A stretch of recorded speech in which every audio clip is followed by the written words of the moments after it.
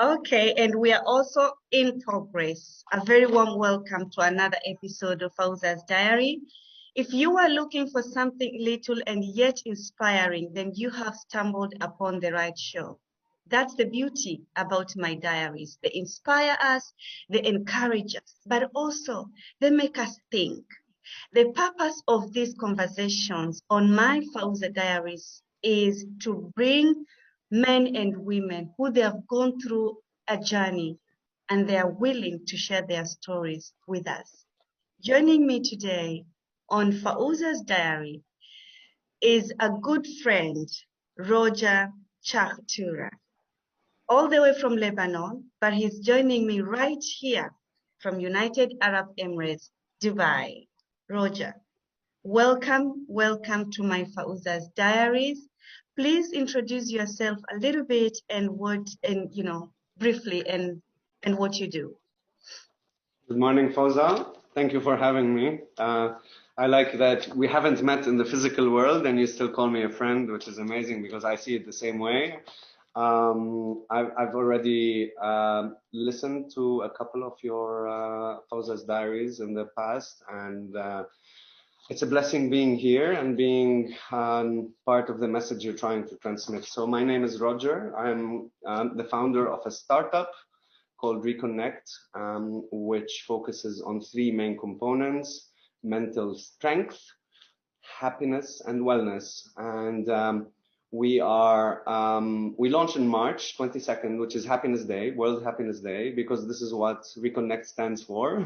Reconnect is a smiley face. Our slogan is smile and the whole world will smile with you. So we are an organization. I wouldn't say it's a company because we are heading towards becoming a humanitarian organization that brings a very interesting model called the 7 Dimensions of Wellness. And it's not something that we created, but it's something that we believe in and we experienced ourselves. I mean, in my past, I was in the corporate world. I worked for 17 years in multinationals. I was blessed to be in amazing companies like Virgin Megastore, like Red Bull, and each of them has been a blessing for my life. They were always choices, actually. I wanted to work with these companies and I worked for them and learned so much. I mean, when we look at the mentors of these companies, we're looking at Sir Richard Branson, one of the most inspirational people in the world. And on the other hand, at Red Bull, Mr. Dietrich Mateschitz, an Austrian who's also founded a new category in the beverage industry and has transformed the way people look at sports and even culture. And and here I am actually. I left the corporate world. I went through a lot actually. It all started with burnouts from work, the wrong routines at my work, wrong choices in life, bad health, substance use, no exercise, etc. And then that started taking me into a very dark spiral actually, and I did find myself at some point in a psychiatric hospital. And you know, going through something like this, I mean, the moment you walk out of a psychiatric hospital, you are known to be mentally ill automatically. That's how your family looks at you, that's how your friends look at you, and that's how society looks at you. Unfortunately, in a place like, not just, I would say, the Middle East, but in a lot of places around the world, including modern or industrialized countries, mental illnesses are still people who go through or have gone through a psychiatric hospital or diagnosed or misdiagnosed, in my case, misdiagnosed with a mental illness, your journey becomes very difficult. Nobody wants to employ you because they're scared of what you can do. And then, of course, the reputational aspect. So I was misdiagnosed 3 times with bipolar disorder. And I think it was really one of the darkest places I've been in my life.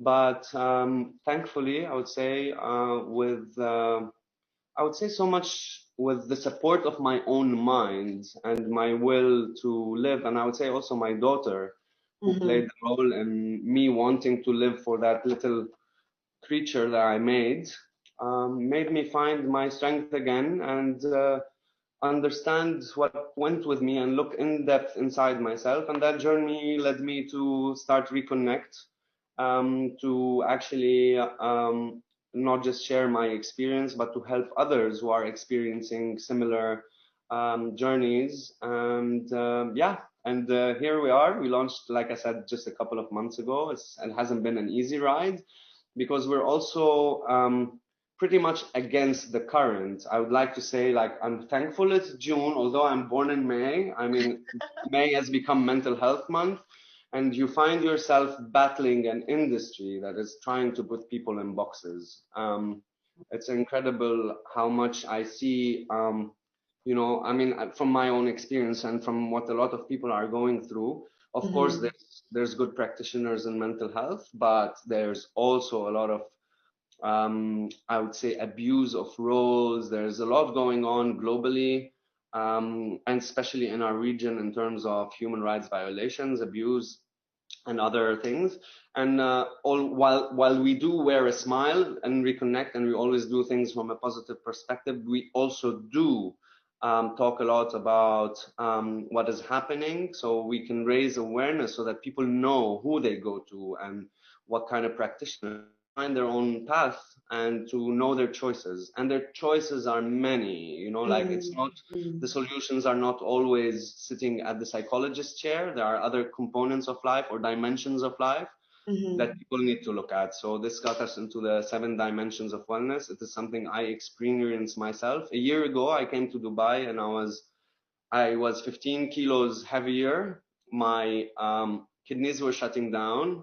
My mind was gone, and I was also still in a dark place. And within a year, I could say I'm now 30. I'm now 39. I never felt healthier, happier, and strong. And I never even had that feeling when I was 18. And yeah, it's a blessing to be here, and it's a blessing to be with you. We've had a few interactions, and we saw that power within each other to cause change and to help others in their journey. So thank you so much.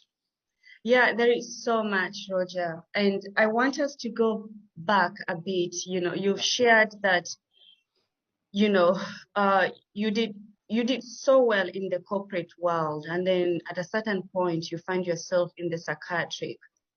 Yeah, You've also mentioned about burnout, right?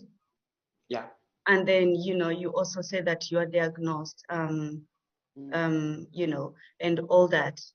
yeah. What do you think would have been the cause of that? I think different reasons, but I Mm-hmm. would I would say the main reason is, I mean, there are two things I always like to say, and it's something that appears in all the holy books, and it's know thyself, right? And I think this is the biggest message. Like, we need to know who we are and what we want to be, and once we start listening to ourselves and knowing ourselves, then it is important that we pursue our path. In my case, I did this podcast a couple of months ago, about mental illnesses and my simplification of the topic, because I really think things are much more simple than are being portrayed. Mm-hmm. Mental health or mental challenges have been always part of history, but the psychiatric industry is only 50 years old. Um, Right. until 50 years ago or 60 years ago, Uh-huh. uh, people treated each other with empathy, human Mm-hmm. connections, and love. When people were Mm-hmm. going through things, when warriors went to war and they had to kill, and it's against their nature. When they came back, their tribe welcomed them, they embraced them, they did what they could to welcome them back into their humanity. They loved them, they showed them empathy, and they Mm-hmm. connected with them. They did ceremonies for them, they did so many things. And now this has become an industry that has, like the medical industry, it has Yeah. manuals. And that Yeah. manual is looking at symptoms. And the symptoms, if we are 8 billion people on the planet, if you send them all to mental health experts, probably we will all have some kind of mental illness if we're looking at symptoms. There's Really? also, yeah, probably.